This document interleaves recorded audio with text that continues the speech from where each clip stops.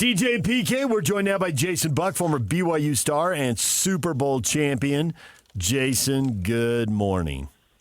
Good morning, DJ. It's been a while since I've talked to you. It has been a while, but it's the Super Bowl. Did you put on the ring to do the show? You know, just even though it's radio, no one can see it. Yeah, just to feel warm and fuzzy. There it is. BYU guys tend to stick together like a lot of places do, so I'd imagine you've had a fair amount of interaction with Andy Reid. What makes him so special? You know what, he's very LaVell Edwards-like. He's just really sincere, and I think he's just he's just a good man. I mean, I give an example. I called him. Oh man, it was a few years ago. I picked up the phone on a Saturday and talked to me for like an hour. I mean, he was just down to earth, good man, and I think he just wins you over with what a good person he is. Honestly.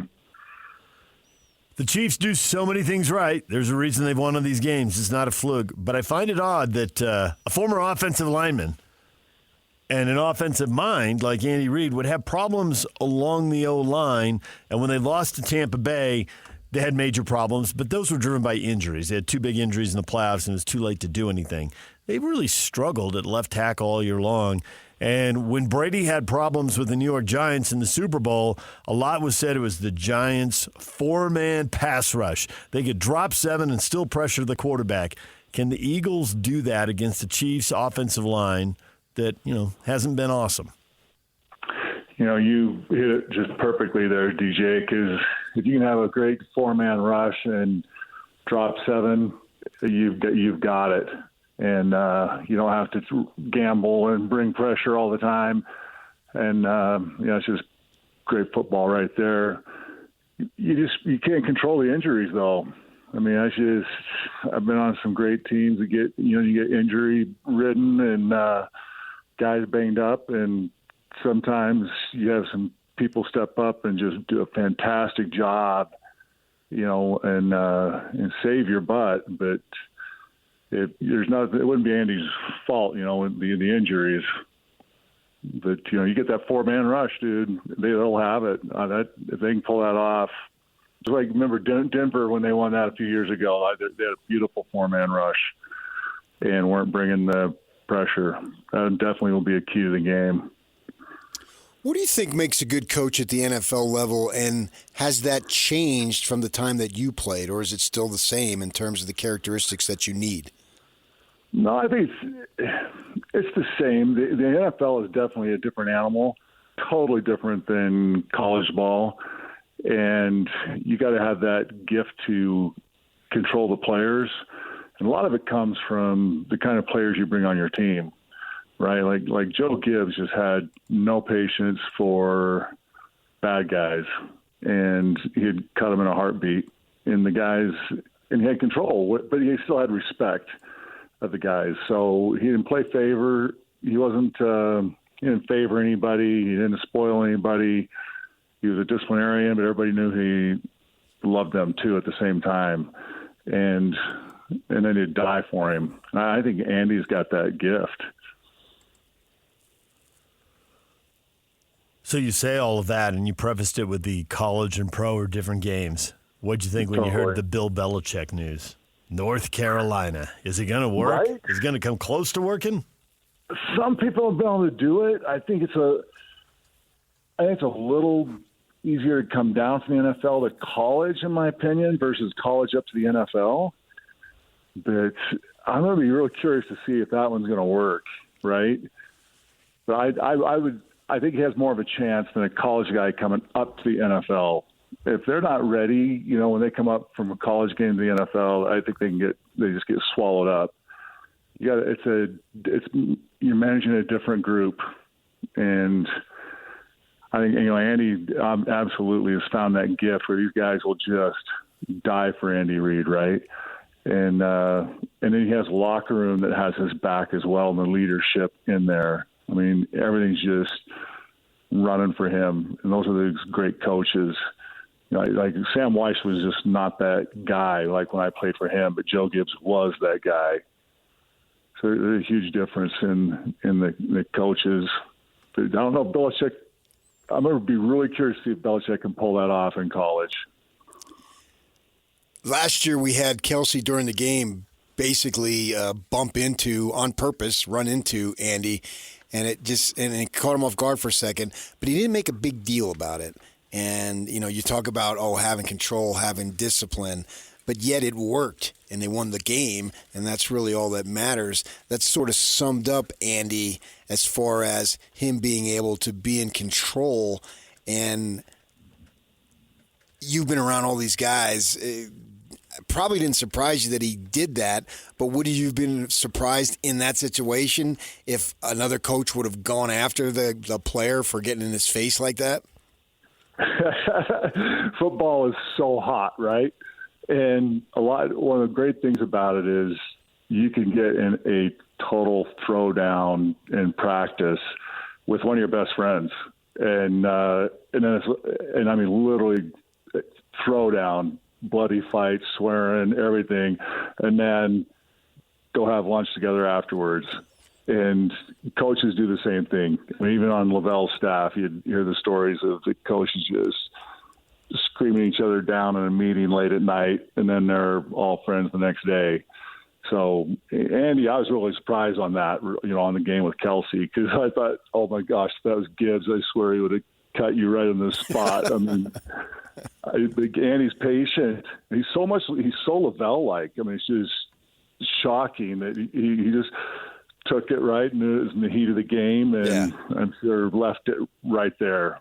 So that's one of the beautiful things. When you really got it going and you can do that and forgive each other and keep it all on the football field right there, you've got the magic going in the makeup of that team. These are two of the best four defenses in the league through the regular season. They both gave up less than 20 points a game, and only a handful of teams that did that. Do you like one of the defenses more than the other? As an old defensive guy yourself? I would say I like style-wise, I think I like Philly's a little bit better myself, just my personal taste on it. But I was surprised to give up 20 points right now, like you said. That is just fantastic, and that's the reason they're both there. Because in the NFL, I'll watch some of these games and think, who in the heck are these people giving up 40 points a game and 30? Are you kidding me? Does anybody know how to coach defense anymore? So, you know, to see that, it doesn't surprise me at all to see, like you said, that two of the four best defenses in the league are right there at the Super Bowl. But I like Philly's style of defense. Yeah. How about the fact that they seem to be a little bit old school in terms of running the ball as well as they do? I know. I'm honestly, guys, I'm a little worried for Andy on this one because I really like a lot of what Philly's doing, and that ball control, you know, reminds you of the Joe Gibbs days and the guys that tend to have, you know, can control that ball, control the clock, not risk the turnovers. It'll come down to that. You know, you get that one less turnover, win the turnover game, and a great game like that, you've got it.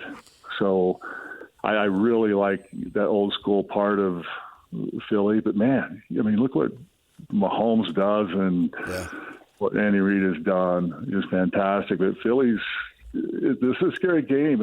They do not Andy Reid and the guys don't have this one sewed up at all. Former BYU Cougar Jason Buck joined us here in advance of the Super Bowl. We can't have you on and not ask you about some of the changes in college football.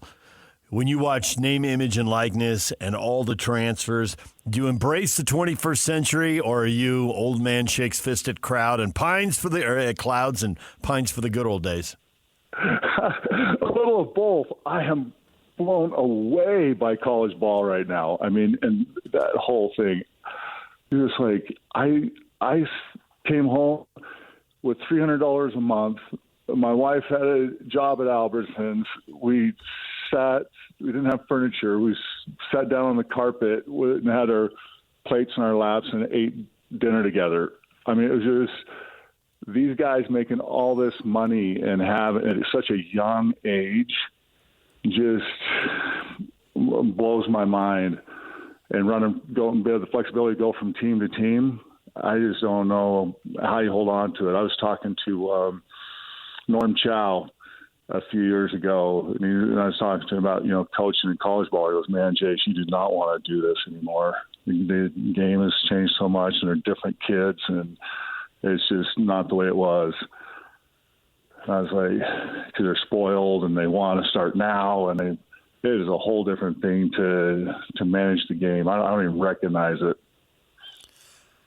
I remember in conversations that we had with you in a public format, as far as BYU, and they were sort of in no man's land as an independent, and it was something that was bothering you, and you had voiced your concern about it a number of times, and I think it's proven right that now that they're in a conference and they just had the really good season, it seems like that is really helping them. And from the time that they were able to recruit into a conference that includes one game against Utah, they weren't in the conference, but they were already recruiting towards the conference. And then obviously last year, because they went a couple years without playing, they've beaten them twice.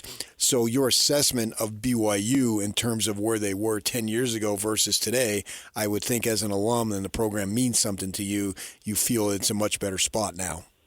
Oh, yeah. Yeah, I made a lot of enemies by speaking out and just fighting for the whole conference issue. Yeah. And cost me personally, honestly, with the politics of all of it down inside the administration down there and stuff. But I am so happy for them right now. The conference was a huge win for them, and getting into the Big 12. They're doing a great job recruiting right now. And, you don't even recognize the team, or I don't, from just, 5 years ago. Right. And they're doing a tremendous job in the conference, and the money has meant everything to them. So they're back in the game. And talent-wise, like you said, beating Utah the last couple of times. And, gosh, what a great year, right? Yeah. I honestly didn't expect them to, have a 10-win season coming into the year. And there has been, one game of going to the playoffs, and that, I was at the Kansas game, and,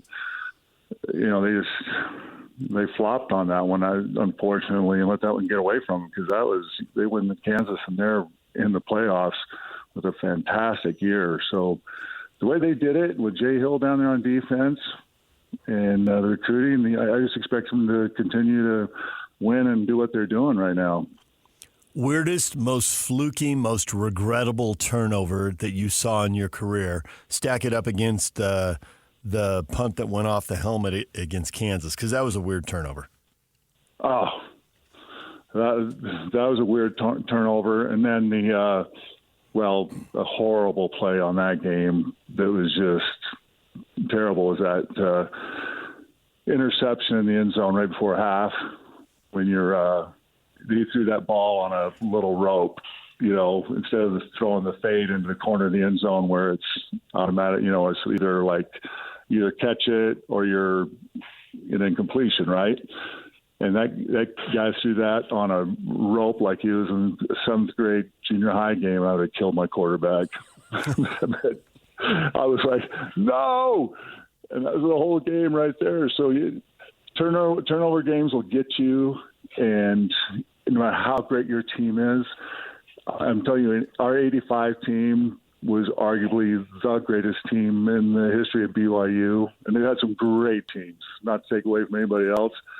But you'll talk to Bosco and Kozlowski and the guys, and it was better than the 84 championship team.